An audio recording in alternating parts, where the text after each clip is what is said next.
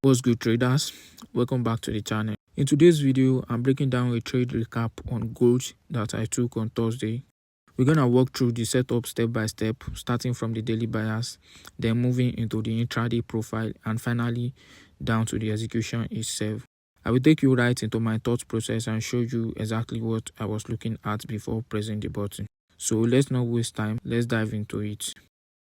Alright, first thing I always check is the economic calendar. I want to know what kind of news events are lined up for the day, especially any major volatility injection that could shake things up, as this helps me decide whether it's a day to be active or a day to just sit on my hands and watch how price reacts. Now, ideally, I avoid open position right before I impart news like FOMC, CPI or NFP, because those are white cards. So on days like that, I will just wait for the first news-driven volatility to inject the market, and then I'll look to position myself and start aligning with my framework. Now, on this particular day, I saw we had a red folder news event scheduled at 8:30 a.m. It's nothing major to worry about because I don't see any of the big three, so I wasn't too concerned. But it did tell me one thing: I won't be looking for any setup before that volatility comes in. I wait for the news to put in and then see if my framework lines up for an entry after the move. That's all I needed from the calendar that day. So once I've checked the calendar, I zoom out to the daily charts.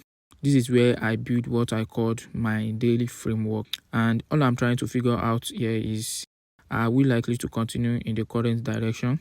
Are we about to reverse, or are we just gonna chop sideways in indecision?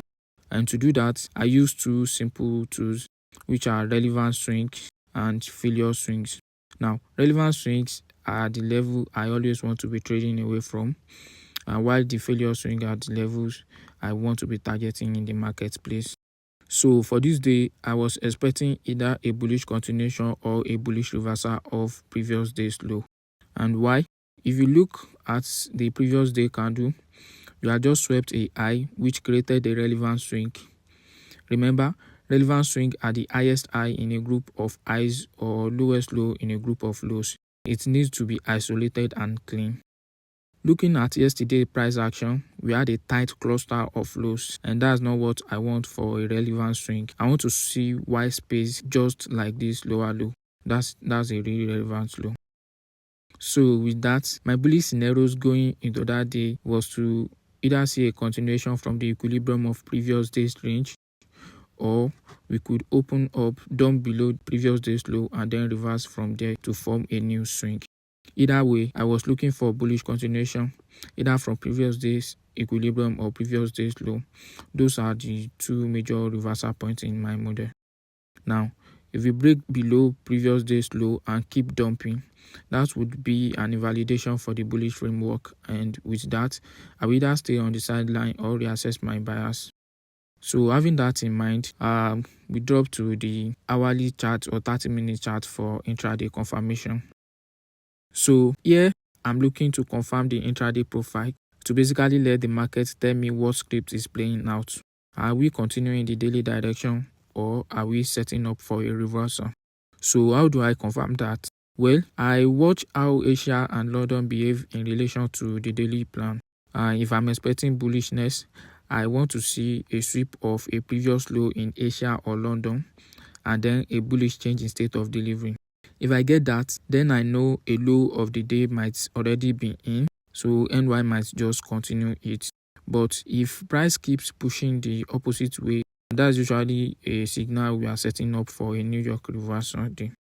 Now for this setup, I was on the 30-minute chart, and the gray vertical line marked the New York opening at 8 o'clock, and the horizontal gray line marked the daily open at 18 o'clock. I use 18 o'clock since I'm a New York trader and I trade in the commodities and indices markets.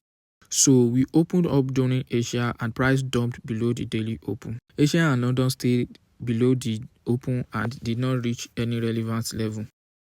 Then right at 8 to 8:30 a.m., the market dropped below an old low, specifically the previous day's low, and that came during a news driver. That was a signal, so I was thinking, okay, this is likely a New York reversal setting up. Asia and London did not set the low, NY might do it.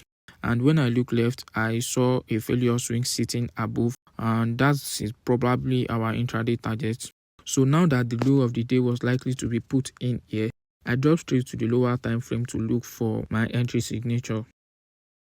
Now, at this point, the big picture job is done.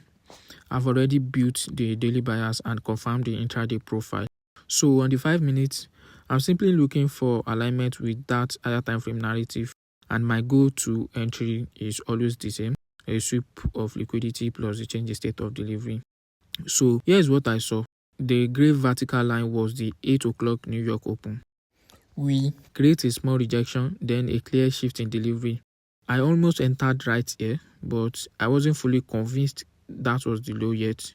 So I waited for one more swing to form, and that became our continuation order block. Once price swept liquidity and then closed back above the down close candle, that was my signal.